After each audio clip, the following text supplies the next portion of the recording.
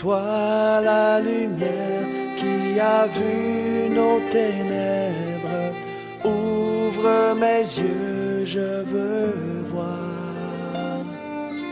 Grâce et beauté que mon cœur adore, mon âme aspire après toi. Oui, je te célèbre et je me prosterne. Je veux proclamer ta majesté. En toi tout n'est que grâce, tout est admirable. Dieu, tu es si grand et bon pour moi.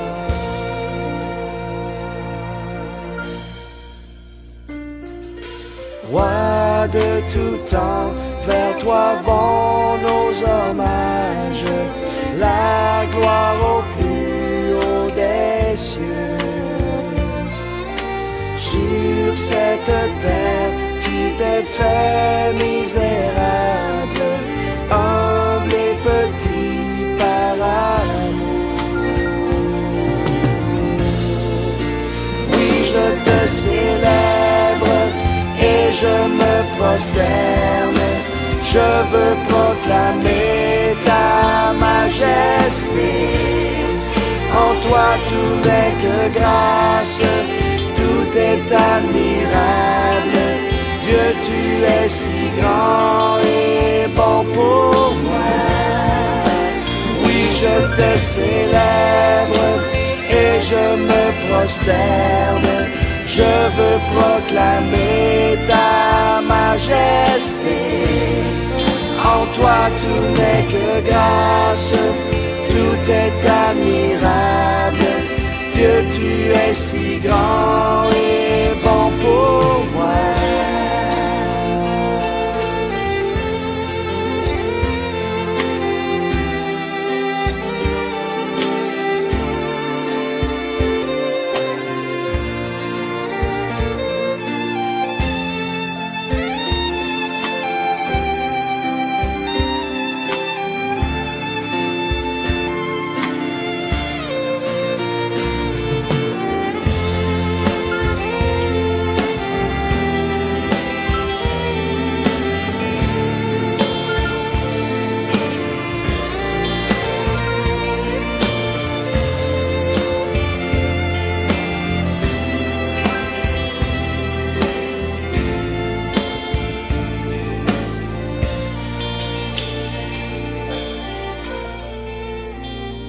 Je ne saurai jamais le prix de tout ce que tu as subi.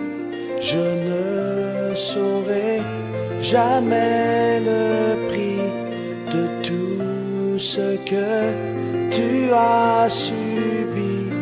Je ne saurai jamais le prix de tout ce que tu as subi.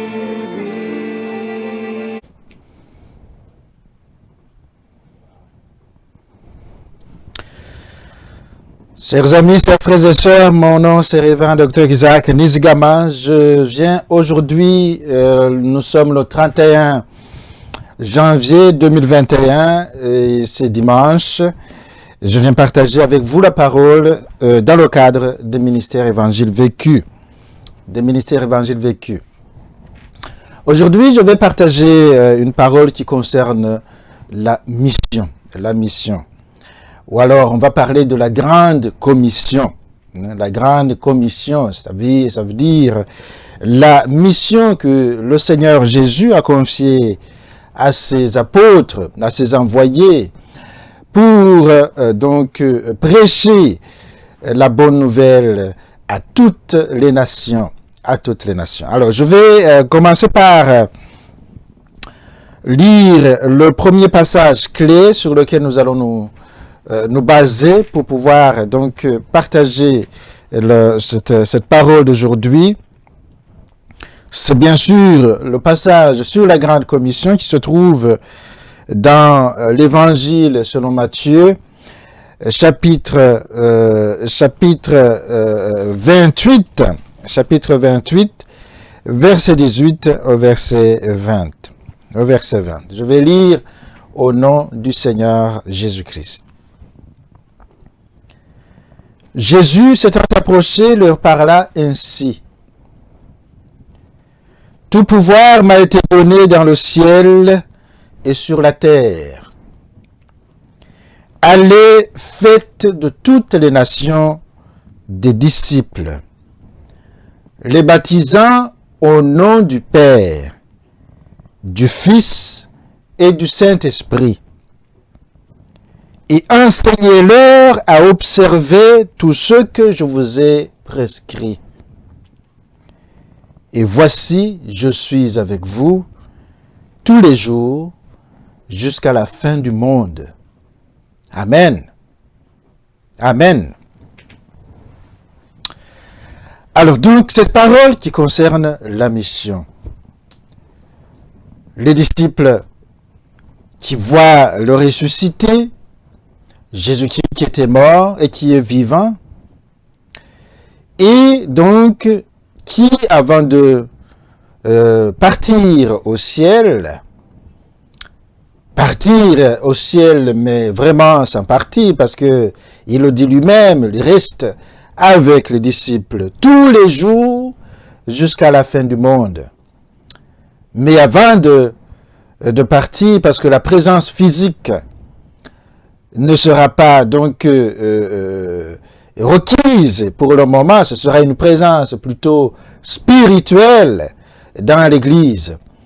Et il donc prend le soin de donner la mission aux apôtres de partir et prêcher l'Évangile à toutes les nations. Évidemment, on comprend que Jésus lui-même savait que les apôtres n'allaient pas parcourir toute la terre. Le groupe des 12, d'ailleurs, il restait 11 à ce moment-là, et on a dû en ajouter un par la suite, parce que l'autre avait trahi le Seigneur. C'était Judas Iscariote. Il savait qu'il n'allait pas parcourir toute la terre, mais il savait en même temps que les apôtres vont constituer une lignée de prédicateurs, une lignée d'annonceurs de la bonne nouvelle, une lignée qui va continuer la mission. Et ça veut dire que ce sera une mission continue et continuelle jusqu'à la fin du monde. Amen. Une mission continue et continuelle. Les gens continueront d'être appelés par le Seigneur lui-même. Et l'Église, les gens de l'Église continueront de transmettre cette mission à leurs successeurs à travers les siècles jusqu'à ce que le Seigneur revienne. Voilà donc pourquoi il leur dit qu'il faut aller faire de toutes les nations des disciples. Alors ici, ce qui nous intéresse le plus, c'est de voir, c'est de comprendre cette mission. Comprendre cette mission.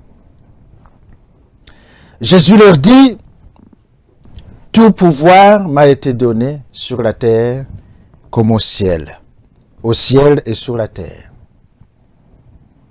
Tout pouvoir. On l'a vu, je pense, dans mes précédents messages, j'ai rappelé que c'est le Seigneur Jésus qui détient le pouvoir de sauver. Amen. Qui détient le pouvoir de sauver parce que le Père a remis entre ses mains le pouvoir. Évidemment, à la toute fin, il est dit dans les Écritures que le Seigneur Jésus lui-même, il va remettre tout au Père au moment où il aura récapitulé toutes choses, au moment du renouvellement de toutes choses. Amen. Alors tout pouvoir, le pouvoir de sauver. Et ce pouvoir est confié et ce pouvoir est donné par participation aux disciples, aux apôtres, pour prêcher l'évangile et amener les nations à devenir des disciples. Alors le mot-clé ici, c'est de devenir des disciples.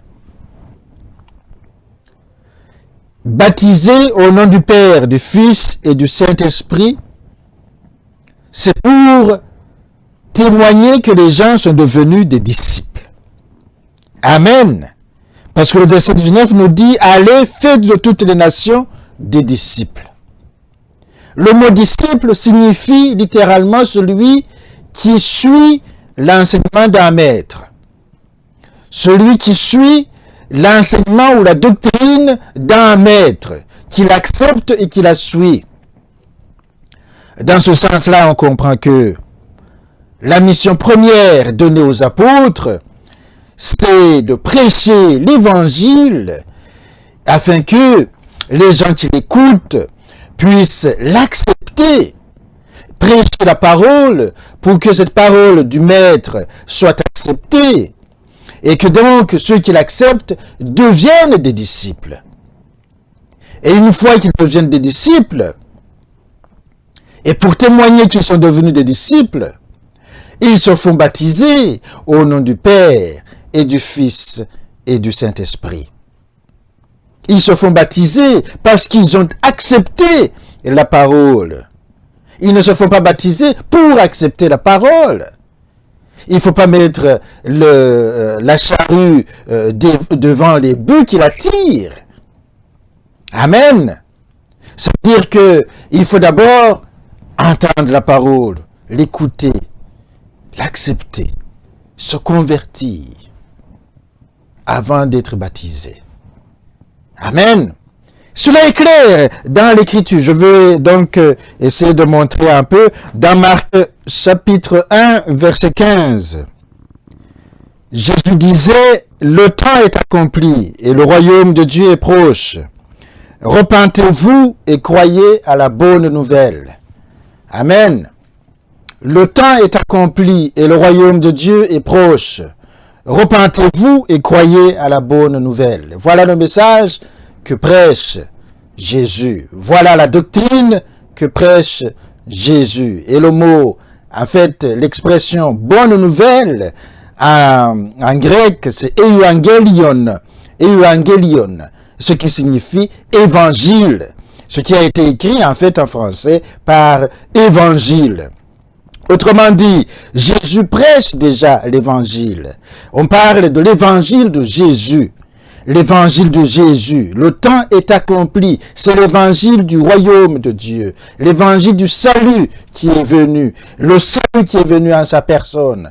Alors, les disciples ont été appelés à Marc chapitre 3, verset 15, pour prêcher le même évangile, pas un autre évangile, pour faire des disciples de Jésus, c'est-à-dire des gens qui acceptent cet évangile, qui se repentent pour justement entrer dans le royaume de Dieu. Autrement dit, la grande commission qui a été confiée aux disciples, aux apôtres, et qui est toujours de rigueur aujourd'hui, c'est la prédication de l'évangile. Amen. C'est la prédication de l'évangile de Jésus. De l'évangile de Jésus. Pour que les gens deviennent des disciples.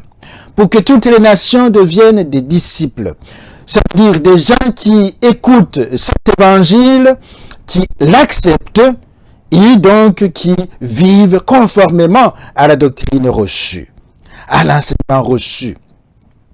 Voilà pourquoi dans Matthieu chapitre 28, verset 18, Jésus rappelle ce qu'ils vont faire. Verset 18 à 20. Il rappelle aux disciples, justement, aux apôtres, ce que signifie faire de toutes les nations des disciples.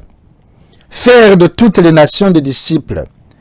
Il leur dit, verset 19, « Allez, faites de toutes les nations des disciples, les baptisant au nom du Père et du Fils et du Saint-Esprit. Enseignez-leur à observer tout ce que je vous ai prescrit. » Amen. Autrement dit, si quelqu'un accepte l'évangile, devient disciple, du Seigneur. Parce que c'est en acceptant l'évangile qu'on devient disciple. La personne se fait baptiser au nom du Père, du Fils et du Saint-Esprit. La personne se fait baptiser. Le baptême vient lorsque l'on a accepté l'évangile. Amen. Et ensuite, dans la vie courante du disciple, c'est de pratiquer tout ce que le Seigneur a prescrit. Enseignez-leur à observer tout ce que je vous ai prescrit. Amen. Alors, dire que on accepte la parole avant d'être baptisé, ça c'est clair. Si nous lisons dans Actes chapitre 2, verset 41, Actes chapitre 2, verset 41, il nous est dit, ceux qui acceptèrent la parole, sa parole, furent baptisés. Et en ce jour-là, le nombre de disciples augmenta d'environ 3000 âmes. Amen. Ceux qui acceptèrent la parole furent baptisés. Cela veut dire que il faut d'abord accepter l'évangile avant d'être baptisé. J'insiste là-dessus parce qu'on a vu dans l'histoire de l'Église la querelle, et notamment la querelle sur les baptêmes des bébés. Amen. La querelle des baptêmes de masse, des baptêmes de bébés. Notamment avec la réforme protestante. Et certaines dénominations du protestantisme qu'on appelle la réforme radicale ont refusé de continuer à baptiser les bébés. D'autres, comme disons les luthériens et d'autres dénominations, ont continué à baptiser les enfants, les bébés. Les anabaptistes de la réforme radicale ont dit non, il faut baptiser les croyants, les personnes. On parle du baptême du croyant, les personnes qui croient déjà et qui ont accepté l'évangile. En principe, ça devrait se passer de cette façon. Parce que les bébés ne comprennent rien. Évidemment, l'Église catholique notamment, et les églises protestantes qui pratiquent le baptême des enfants, des bébés, expliquent en disant que c'est par la foi des parents que les bébés peuvent être baptisés. Mais n'empêche que, pour moi, ce qui me semble beaucoup plus conforme à l'évangile, c'est de baptiser une personne qui accepte d'abord la parole. Cela suppose l'âge de raison. Amen. Sans nécessairement prendre position contre le baptême des enfants, parce que ceux qui le font ont peut-être des raisons de pouvoir le pratiquer. Mais à mon avis, on observe la mission qui est de faire des disciples. De faire des disciples par la prédication de l'évangile. Il faut d'abord prêcher l'évangile. Les personnes se convertissent d'abord à l'évangile, ensuite se font baptiser. Amen. Se font baptiser. Et d'ailleurs, l'apôtre Paul a beaucoup insisté sur la nécessité de prêcher l'évangile. La nécessité de prêcher l'évangile. 1 Corinthiens chapitre 1 verset 17. Qu'est-ce qu'il dit? Verset 17. L'apôtre dit, ce n'est pas pour baptiser que Christ m'a envoyé. C'est pour annoncer l'évangile. Amen. Et cela sans la sagesse du langage, afin que la croix de Christ ne soit pas rendue vaine. Amen. Ce n'est pas pour baptiser, premièrement, que le Christ a envoyé les disciples des apôtres. Pour annoncer, pour faire des disciples. Amen. Voilà pourquoi l'apôtre dit, non, je ne suis pas envoyé pour baptiser. Et pourtant, lui-même, il baptisait, mais il baptisait les convertis. C'est pour annoncer l'évangile du Christ, qui est la doctrine du Maître. Et il n'y a pas plusieurs évangiles, il n'y a pas plusieurs doctrines que nous devons prêcher. Nous ne devons pas chercher à constituer des disciples à nous, amen, mais des disciples du Christ. des gens qui, oh alléluia, des gens qui acceptent l'évangile du Christ et qui vivent conformément aux standards de l'évangile du Christ. Amen. C'est ça la mission. C'est ça la mission. Voilà pourquoi même aujourd'hui, il est intéressant de pouvoir proclamer l'évangile sur Internet sans se préoccuper de la situation où se trouve la personne. La personne peut être en Europe, peut-être en Asie, peut-être en Afrique, peut-être en Amérique. Mais si la parole que nous prêchons est acceptée là où la personne est, elle devient disciple. Amen. Et elle peut se faire baptiser dans une église proche. Dans une église proche. Ce n'est pas pour baptiser que Christ m'a envoyé. C'est pour annoncer l'évangile du royaume. L'évangile du Christ. Le Christ disait, repentez-vous. Le royaume de Dieu est proche. Croyez à la bonne nouvelle. Amen. Alors donc, ça c'est un. L'apôtre tient à préciser qu'il doit prêcher l'évangile. Il est venu, il a été envoyé pour prêcher l'évangile et non pour baptiser. Le baptême est une conséquence de l'acceptation de la parole. La personne demande le baptême, que nous venons de le voir dans le livre des Actes, une fois qu'il a accepté la parole. A accepté la doctrine du maître et devient disciple du maître. Amen. Et l'apôtre dit en 1 Corinthiens chapitre, maintenant c'est le chapitre 9, versets 16 à 17. Chapitre 9, versets 16 à 17. Que la vocation de la prédication est une charge. Amen. Est une charge.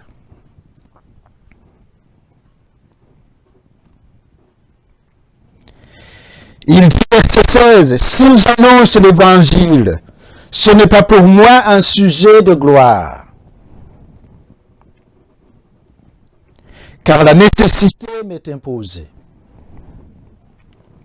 Et malheur à moi si je n'annonce pas l'évangile. Verset 17. Si je le fais de bon cœur, j'en ai la récompense. Amen. Mais si je le fais malgré moi, c'est une charge qui m'est confiée. Alléluia. Autrement dit, la mission, l'appel à prêcher l'évangile est une mission pour le Maître. C'est une mission pour le Seigneur Jésus. Ce n'est pas une mission pour le prédicateur. Alors l'apôtre, lui, est clair. S'il n'annonce pas l'évangile, il est malheureux. Amen. Il est malheureux. Et s'il le fait de bon cœur, il est récompensé. Il est heureux. Mais s'il ne le fait pas de bon cœur, il doit le faire quand même. C'est une charge qui lui est imposée. Amen. Il doit parler, il doit proclamer l'évangile pour que ceux qui l'écoutent puissent prendre position, soit de devenir disciples, d'accepter le Seigneur et de vivre conformément à cet appel, soit de refuser le salut qui leur est offert. Et même, donc, on voit que l'annonce de l'évangile, c'est ça la mission. C'est ça la mission. Pour faire des disciples, on doit annoncer l'évangile et cela sans aucune modification. C'est ce que l'apôtre disait, sans la sagesse du langage, pour que la croix de Christ ne soit pas blasphémée, ne soit pas rendue vaine, disons. Amen. Sans la sagesse du langage, cela veut dire que on doit annoncer l'évangile, qui est le Christ lui-même, le Christ crucifié, pour que celui qui écoute la parole se convertisse à Christ. Se convertisse à Christ, devienne disciple du Christ, non pas notre disciple, mon disciple. L'évangile de Jésus-Christ est un évangile universel qui s'adresse à tous. Amen. Le Christ est le même hier, aujourd'hui et éternellement. Il a dit, je serai avec vous tous les jours jusqu'à la fin du monde. Amen. Autrement dit, nous ne pouvons pas constituer des groupes, des groupements autour des gourous, autour des personnes, avec une compétition déloyale entre les différents groupes. Soi-disant, nous sommes en train de servir le Seigneur. Et c'est le même évangile que nous sommes en train de prêcher. Si c'est le même évangile, l'évangile du Christ, ce n'est pas pour notre gloire que nous prêchons l'évangile. C'est pour la gloire du Christ. Amen. Et ici, l'apôtre vient de le rappeler. Au verset 16, si j'annonce l'évangile, ce n'est pas pour moi un sujet de gloire. Ce n'est pas pour moi un sujet de gloire. Car la nécessité m'est imposée. Et malheur à moi si je ne le fais pas. Amen. La nécessité m'est imposée. La gloire, c'est le Christ. L'évangile du salut, c'est l'évangile du Christ. La bonne nouvelle du royaume des cieux.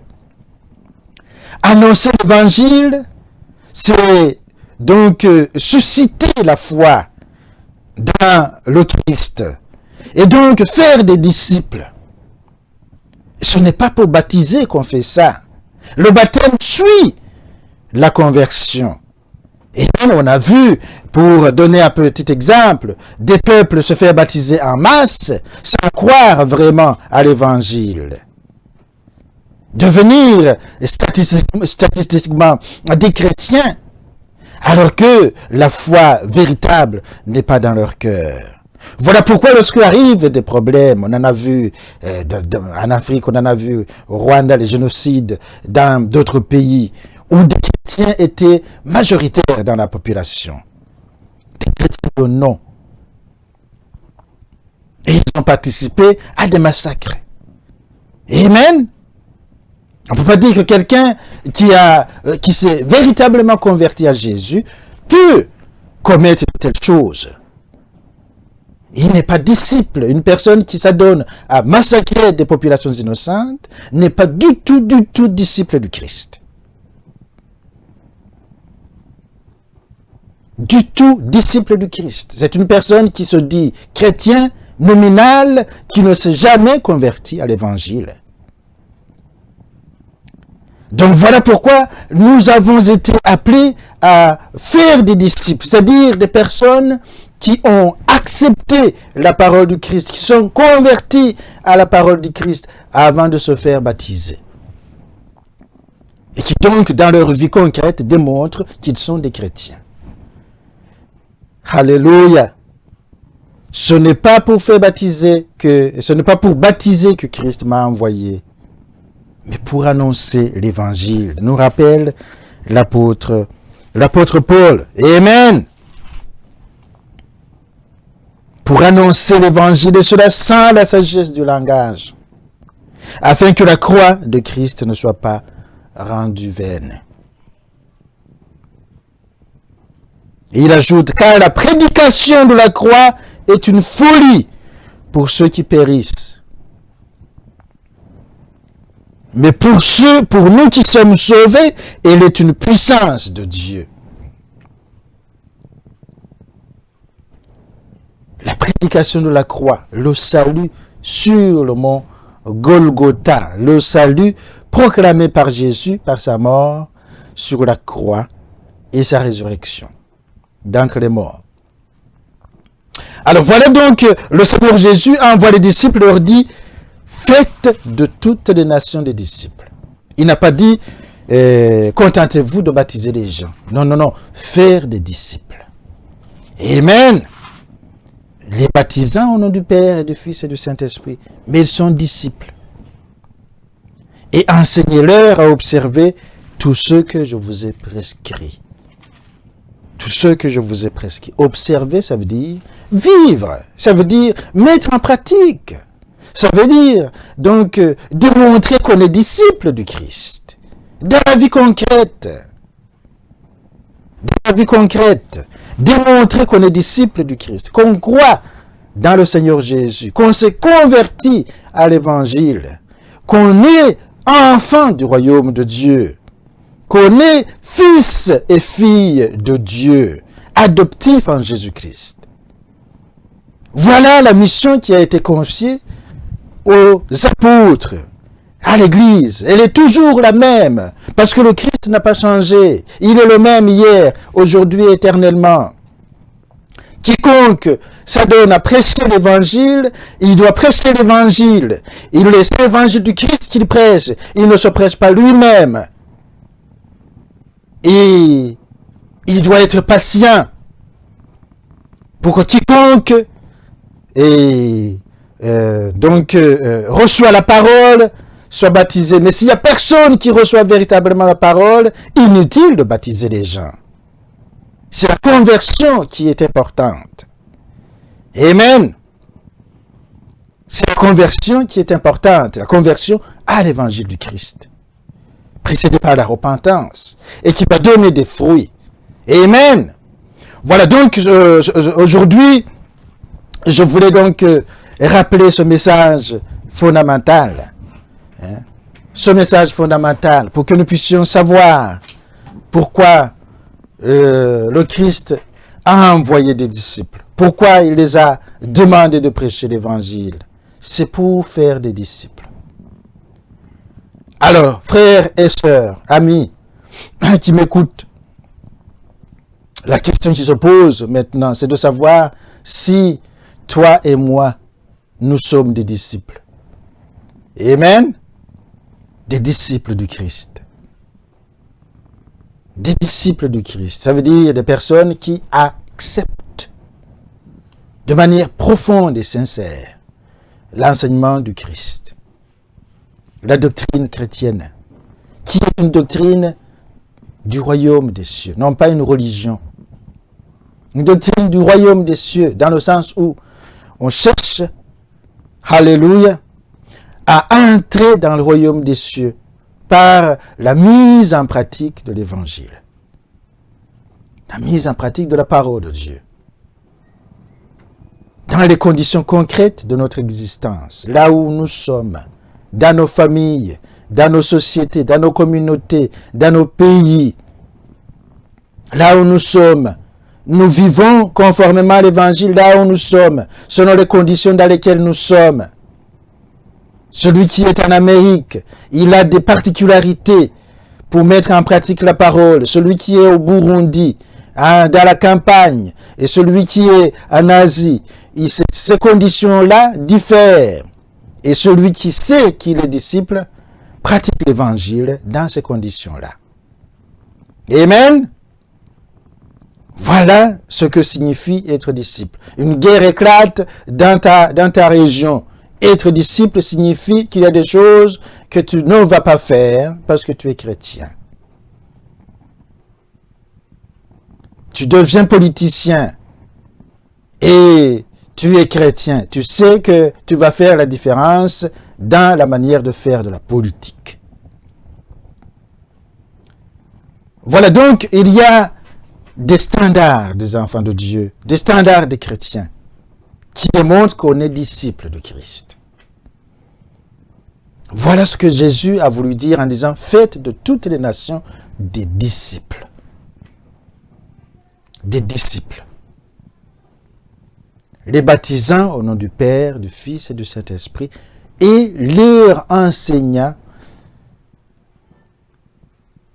à observer tout ce que je vous ai prescrit. Donc nous allons prier pour que le Seigneur lui-même continue de nous aider. Il a dit qu'il est avec nous tous les jours jusqu'à la fin du monde. Il est avec nous, c'est-à-dire il est présent spirituellement. C'est lui le garant de son évangile, de sa parole. Nous sommes des humbles serviteurs de cet évangile-là. Et si nous prêchons la parole, ce n'est pas pour faire nos disciples. Amen. C'est très important. Nous devons faire les disciples du Christ. Les disciples du Christ. D'autant plus que nous n'avons pas un évangile à nous que nous prêchons. C'est l'évangile du Christ que nous devons prêcher. Le Seigneur est plus grand que tout. Tout pouvoir lui a été donné. Il est Dieu. Et il nous a aimés d'un amour infini. Il est mort pour nous sur la croix. Que nous puissions être reconnaissants, accepter ce don précieux du salut qu'il nous a donné, qu'il nous a apporté, pour entrer dans la vie éternelle. Que le Seigneur puisse vous accompagner, vous aider, que sa grâce soit avec vous, pour que vous puissiez devenir de plus en plus des disciples accomplis dans le Seigneur Jésus. Là où vous êtes, dans votre pays, dans votre église, dans votre société, dans votre communauté, là où vous êtes, le Seigneur vous appelle à devenir disciple, c'est-à-dire à accepter l'évangile du royaume de Dieu, de la vie éternelle, à vous convertir et à vivre conformément à cet évangile. Que le Seigneur vous bénisse. Amen. Alléluia. Oui, je te célèbre et je me prosterne. Je veux proclamer ta majesté. En toi tout n'est que grâce, tout est admirable. Dieu, tu es si grand et bon pour moi. Oui, je te célèbre et je me prosterne. Je veux proclamer ta majesté. En toi tout n'est que grâce, tout est admirable. Dieu, tu es si grand et bon pour moi.